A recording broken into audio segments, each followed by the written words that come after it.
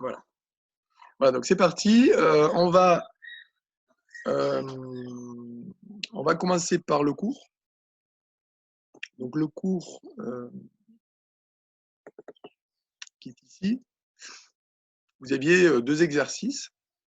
Une méthode avec la décomposition d'éléments simples et une méthode avec l'intégration par partie qu'on avait déjà abordée la dernière fois.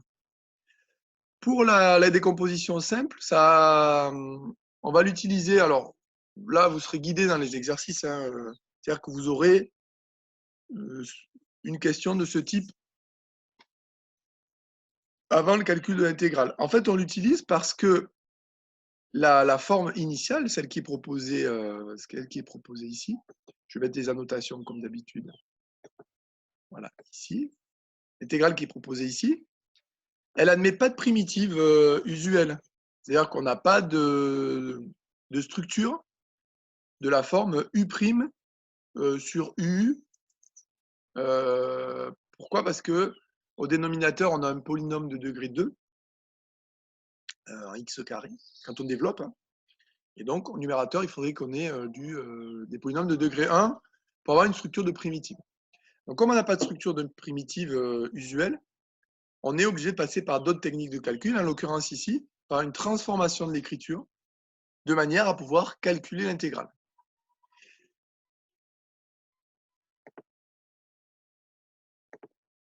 Donc, je passe assez vite sur la décomposition en éléments simples. Par contre, n'hésitez pas à m'arrêter s'il y a un problème. Hein. Mais ici, c'est la méthode que vous avez vue en tout début d'année, qu'on a quand même beaucoup pratiquée dans différents secteurs, dans différentes parties de différents chapitres des mathématiques. Et on va mettre en œuvre la décomposition trouvée précédemment. Donc,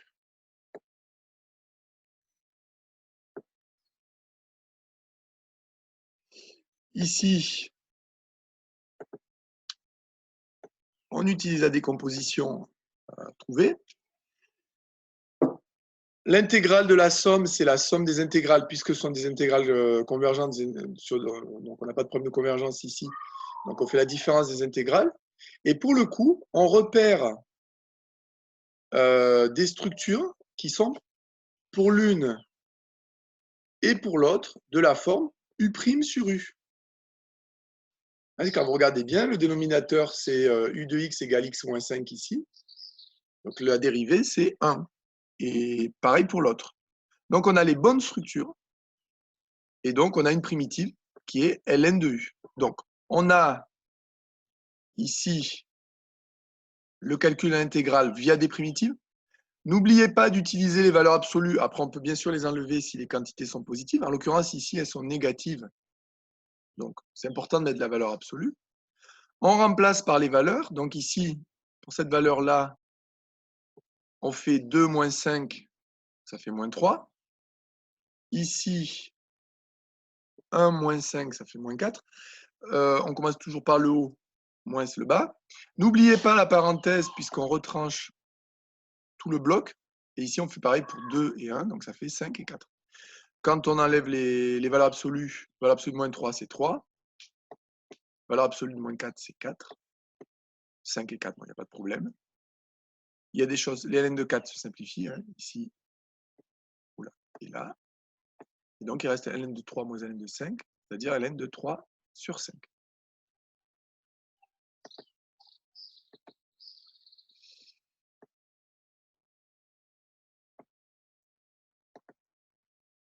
Voilà. Vous m'arrêtez s'il y a des problèmes sur cet exercice. C'est un exercice qui utilise donc, comme j'expliquais, transformation d'écriture et après utilisation des primitives. Voilà la méthode sous-jacente. Après, l'autre volet du cours là, que je vous avais donné, c'était donc sur l'intégration par partie. Donc, Axel Harry, tu m'avais demandé de rajouter le détail de ce qu'on avait fait en classe, enfin, en visioconférence la dernière fois. Donc, je l'ai fait.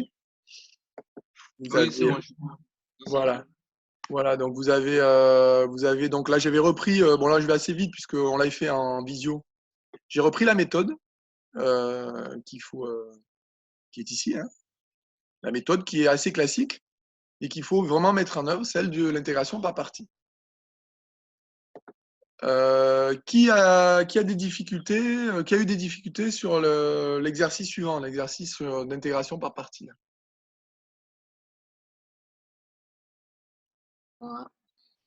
Laetitia, tu as eu des difficultés? Oui. Oliver a levé la main. Alors, Oliver, on t'écoute. Oui, enfin, j'avais eu des difficultés, si on veut, l'exercice de l'intégration. Et,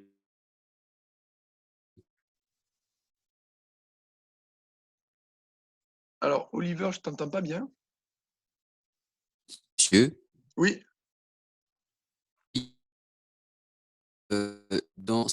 J'ai eu des difficultés dans l'exercice concernant les intégrations par partie et pas dans l'exemple. Ah, dans l'exercice que j'ai donné. D'accord. Bon, ben, à la limite, on va Oui, le faire au tableau si vous voulez pour le reprendre. Donc, l'exercice que vous aviez à faire là. X carré ln de x dx. Bon, on va le faire si vous voulez, on va le faire au tableau. Je vais reprendre un petit peu l'idée. Bon, peut-être pas tout le détail des calculs ensuite, mais du moins l'idée de la mise en place de l'intégration. Alors, oui, oui,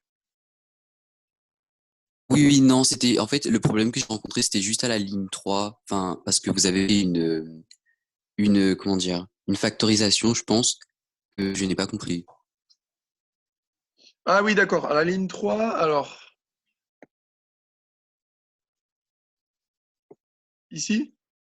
Alors, attends, est-ce que c'est ici attends, je vais te montrer avec la notation. Ici. Alors, ici. Voilà. Est-ce que c'est ici, Oliver? Tu as eu du mal, ce passage-là? Juste en dessous. En dessous, là? Oui, c'est ça. Non, non, c'était bien ça. C'est ça, ouais, d'accord. Bon, ben, je vais revenir rapidement au tableau pour réexpliquer.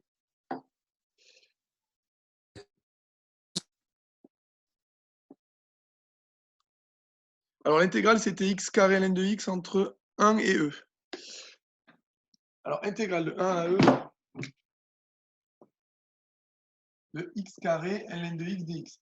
Alors là aussi, comme j'expliquais tout à l'heure, mardi, vous avez une structure de produit, x carré fois ln de x. Vous avez une structure produit et vous n'avez pas de primitive usuelle. Vous ne pouvez pas tout de suite sortir une primitive.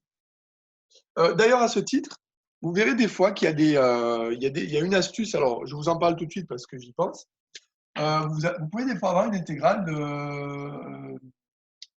A à B, hein, de une fonction, alors f de x dx. Et vous êtes bloqué, vous n'avez pas trouvé une primitive. Alors, il y a une petite astuce. On peut des fois tenter, alors ça ne veut pas dire que ça va marcher, hein, on peut tenter une intégration par partie en faisant artificiellement le produit 1 fois f de x. Moi, je fais une parenthèse, en rouge parce que je crois que vous ne voyez pas très bien. 1 fois f de x. 1 fois f de x, ça fait f de x. Hein. Et dans ce cas-là, quand vous posez votre intégration par partie, vous allez poser u' de x égale 1 et v de x égale f de x. Donc, quand vous allez faire l'intégration par partie, vous allez chercher une primitive de u' de x, c'est-à-dire vous aurez u de x égale x, et vous aurez v' de x qui vaut f' de x. Donc ça peut être une astuce. Bon, là, vous ne l'aviez pas dans cet exercice-là, mais une astuce dans certains exercices pour débloquer certaines intégrales. C'était une petite parenthèse. Alors, pour faire l'IPP ici, l'intégration par partie, comme je vous ai expliqué mardi, vous avez deux choix. C'est-à-dire que vous devez choisir à quelle fonction vous allez attribuer u' de x et à quelle fonction vous allez attribuer v de x. Des fois, vous allez vous tromper. Vous n'allez pas partir en bonne direction et vous pourrez revenir en arrière et tenter l'autre possibilité. L'idée ici, c'est que ce qui peut nous guider, c'est de se dire que la fonction logarithme, on a plutôt envie de la dériver. Une primitive de ln de x, c'est x ln de x moins x. Une primitive, hein, c'est x ln de x moins x. Donc, ce n'est pas très facile. Ce n'est pas très intéressant de primitiver ln de x, plutôt la dérivée. Donc, c'est pour ça que ici, on pose u' de x qui vaut x au carré et v de x qui vaut ln de x. Alors, on a u de x, donc c'est une primitive de x au carré, c'est x au cube sur 3, et la dérivée de v, c'est 1 sur x. U et v sont de classe C1 sur l'intervalle 1,1. Hein, U et v, c'est quoi? Ce sont des fonctions pour U polynomiale et pour v, fonctions logarithmes. Donc, de classe même C infini sur leur ensemble de définitions. Alors, on met en place l'intégration par partie. Alors, on a l'intégrale de 1 à e de x au carré ln de x. Si vous avez du mal à mettre en œuvre l'intégration par partie, il faut vraiment retenir la formule. Il faut vraiment bien poser ici les fonctions. Et ensuite, là, je dirais, c'est un peu pour cette partie-là bête et méchant, c'est-à-dire qu'il faut vraiment se mettre des œillères et il faut poser la formule uv entre crochets moins intégrale de uv'. Donc là, on y va, on remplace par les expressions.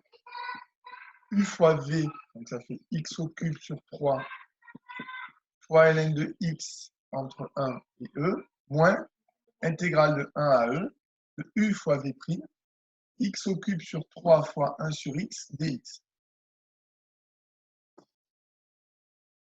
On s'aperçoit qu'ici, ce qui est intéressant, c'est qu'on a fait disparaître le logarithme et qu'on a des simplifications qui vont apparaître. Donc, on va se retrouver avec une fonction polynomiale pour laquelle on aura peu de difficultés pour trouver une primitive. Donc, ensuite,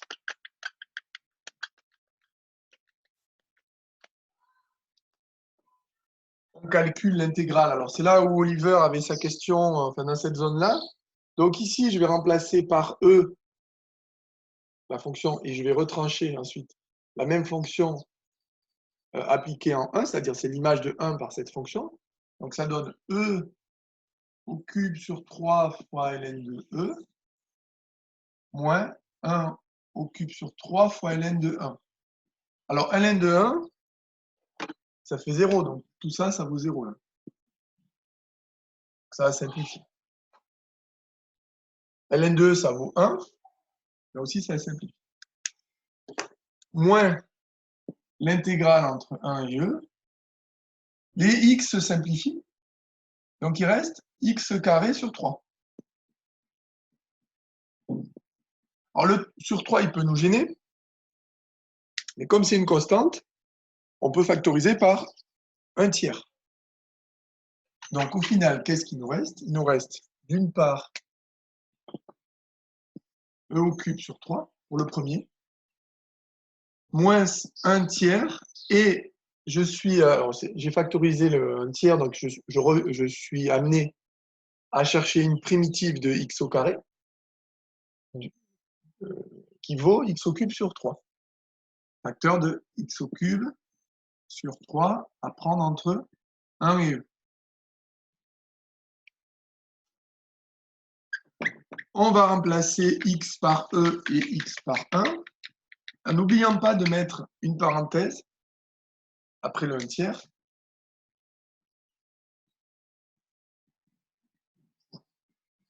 Donc, e au cube sur 3 moins 1 au cube sur 3. Donc, qu'est-ce qu'il nous reste? Il nous reste e au cube sur 3. Quand je développe le 1 tiers dans la parenthèse, je multiplie les numérateurs entre eux et les dénominateurs entre eux. Donc, j'ai du moins e au cube sur 3 fois 3, 9. Règle opératoire sur les signes. 1 fois 1, 1. 3 fois 3, 9. Donc, le 1 neuvième, je le laisse un petit peu tout seul. Et là, je vais mettre sous le même dénominateur, c'est-à-dire que je peux multiplier en haut au numérateur et au dénominateur par 3 pour avoir du 9 au dénominateur. Et donc, j'ai 3 moins 1, ça fait 2. Donc, il me reste 2e au cube sur 9 plus 1 neuvième, c'est-à-dire, si je factorise par 1 neuvième facteur de 2e au cube plus 1.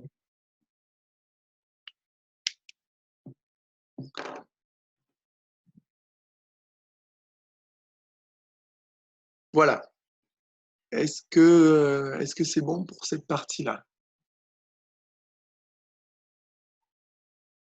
Est-ce que ça va? Ou est-ce qu'il y a d'autres questions? Oui, ça va. Ça va? Pour mardi, je vous donnerai d'autres exercices. Je vous donnerai des exercices de calcul d'intégration par partie.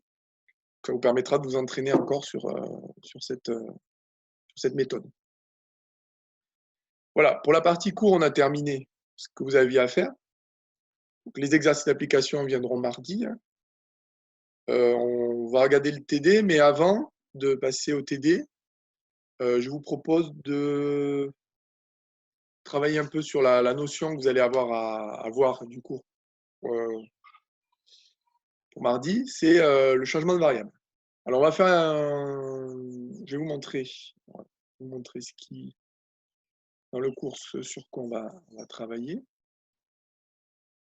Donc là, je vais partage d'écran. Je vais vous montrer cette méthode. Changement de variable.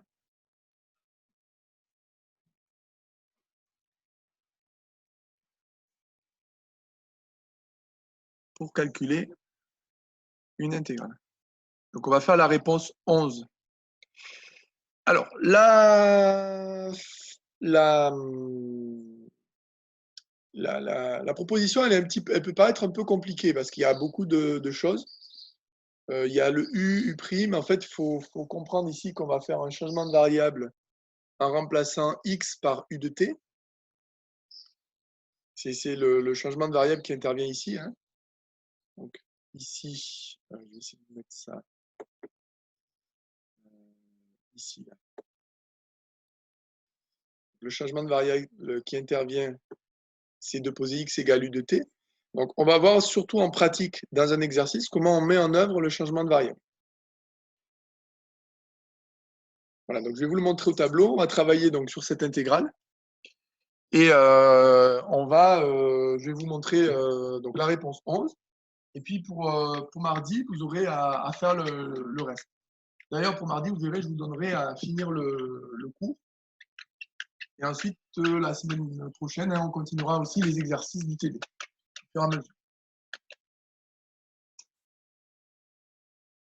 Alors, on a intégrale de E à E carré de 1 sur T ln de T au cube dt.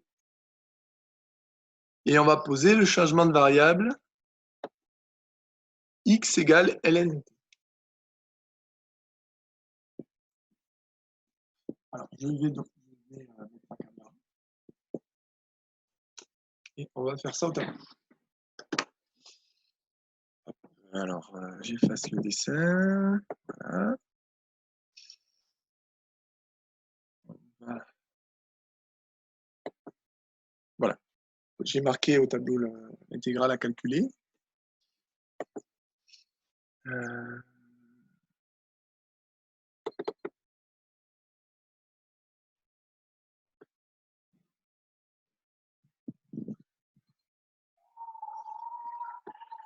Ok, alors on est là-dessus. Voilà. Ok. Alors, donc, comment on met en œuvre le changement de variable?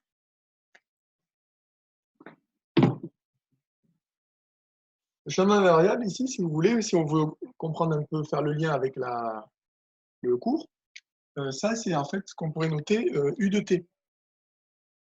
C'est-à-dire que la fonction U qui permet ici de faire le changement de variable, c'est la fonction logarithme. Alors, pour pouvoir le faire, on a besoin du caractère C1. Pourquoi? Parce qu'on va dériver. Toujours la même question que vous m'aviez posée la dernière fois. Pourquoi on a besoin du caractère C1? Parce que dans le calcul du changement de variable, on va être amené à calculer U'. Et en prenant U de classe C1, ça veut dire que la dérivée est aussi continue, ça veut dire que U' est continue, et donc on n'aura pas de problème d'intégrabilité de la fonction, puisqu'une fonction continue admet une primitive.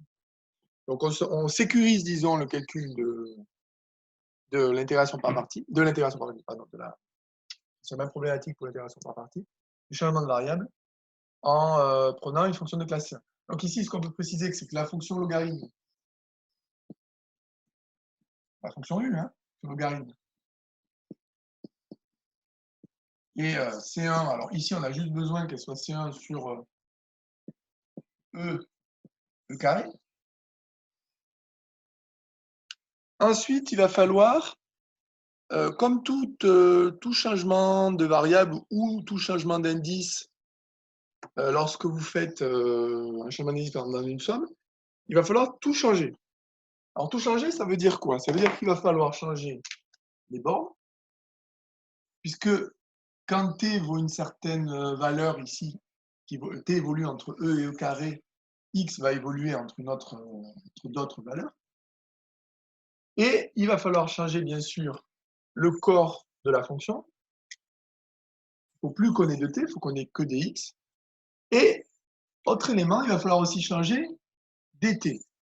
dt, c'est un élément différentiel, c'est un élément qui, on va dire, caractérise le caractère, la capacité ici à dériver les fonctions. Alors, ce qu'il faut comprendre, c'est que, alors j'avais noté dans le cours, c'est que si x vaut u de t, dx, ça sera u' de t dt. C'est comme si vous dériviez la fonction ici en émettant un élément différentiel. Donc, on va tout aller récupérer petit à petit. Donc, on peut commencer par dt. X égale ln de t, donc premier point, dx, c'est... Alors, je vous écoute, ça serait quoi dx?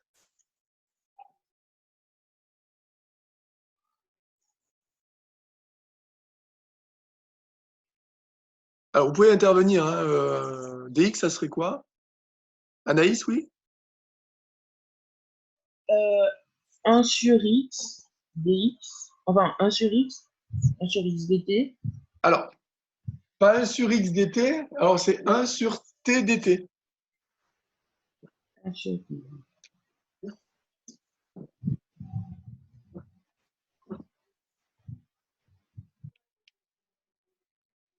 Voilà, la variable, elle est importante ici. Ici, on va dire à gauche, on a une variable x et à droite, une variable t. Donc, quand je fais dx, je vais avoir une expression en t ici. U' de t dt. 1 sur t dt. Très bien. Mais monsieur, comment on fait, enfin, j'ai pas trop compris comment on fait pour savoir quelle est la fonction u de t qu'on prend en fait. Alors, très bonne question, très bonne question, Anaïs. Au programme, en fait, alors, attendez, parce qu'on vient de m'annoncer que... Alors, maintenant, les réunions se coupent au bout de 40 minutes.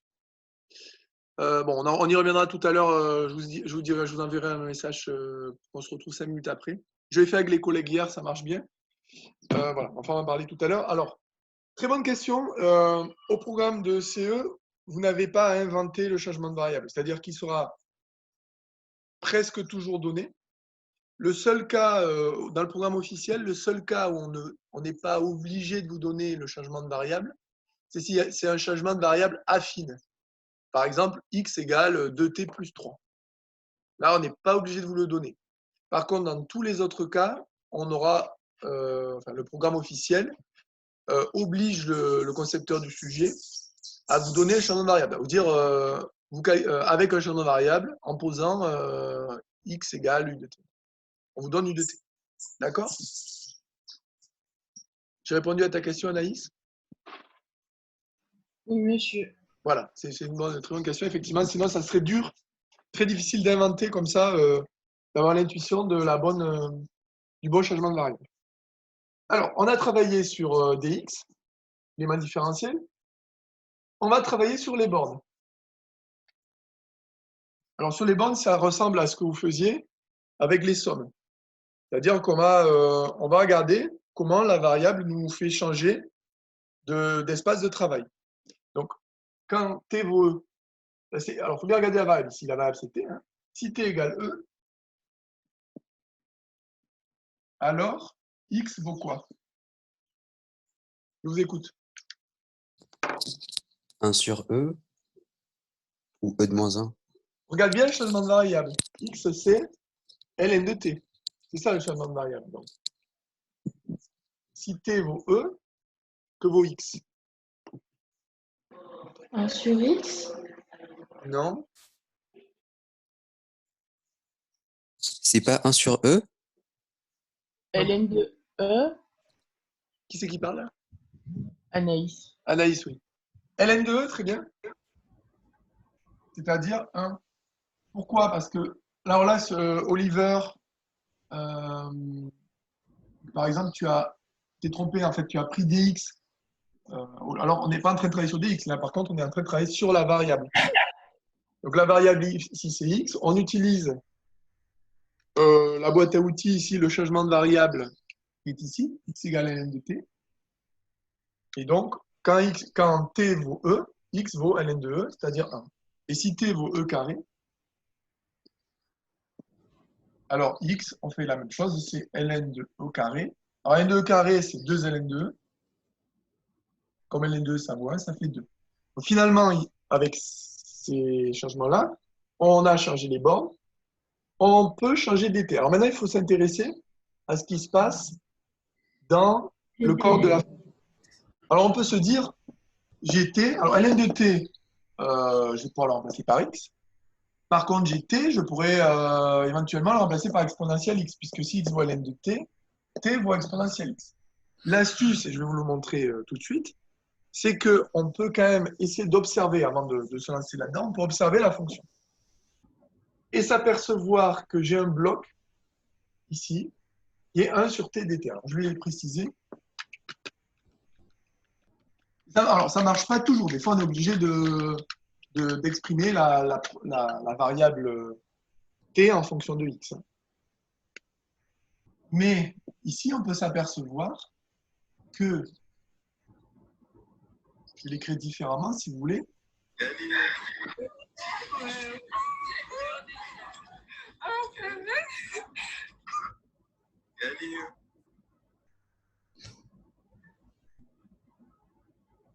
Bonjour Noémie, ça va?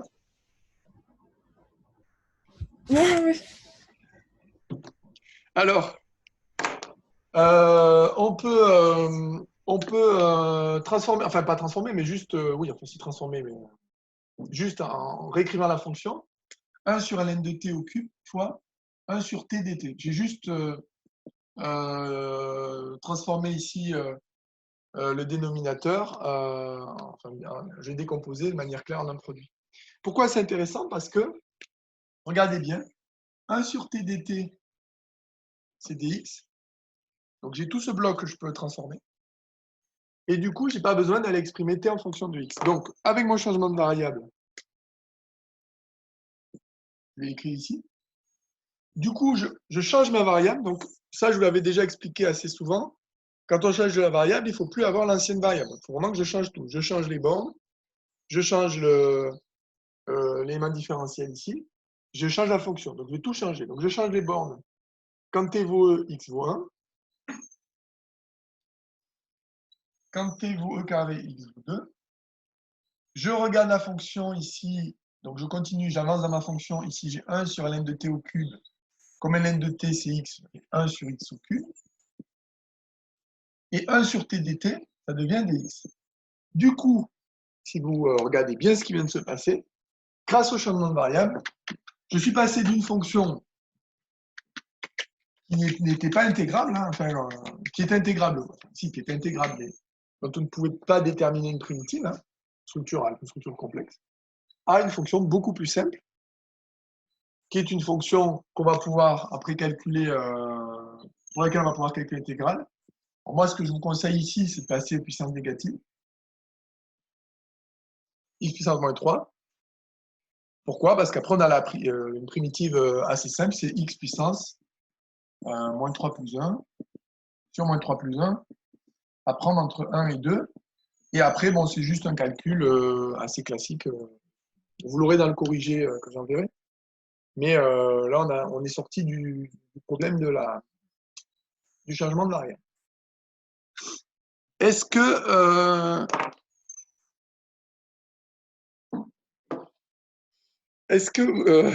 ça va, Noémie, hein? Pas de problème.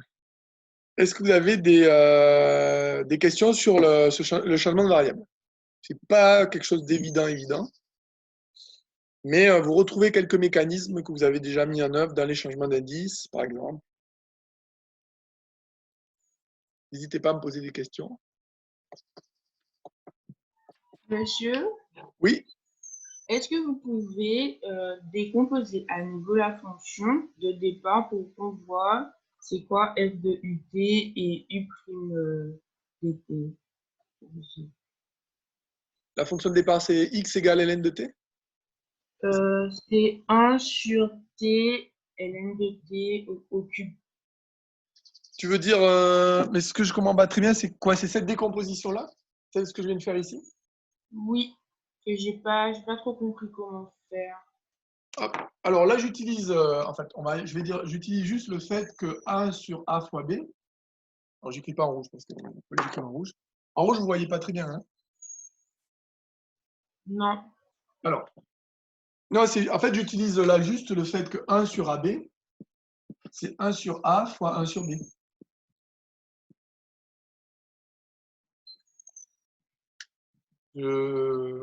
J'utilise cette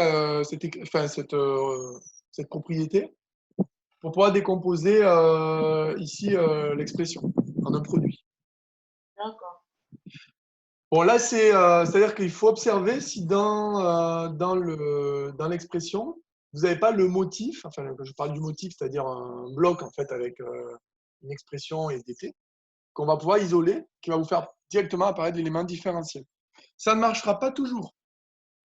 Ça ne marchera pas toujours si vous ne voyez pas. Vous pouvez toujours exprimer t en fonction de x, ça fera exponentielle x.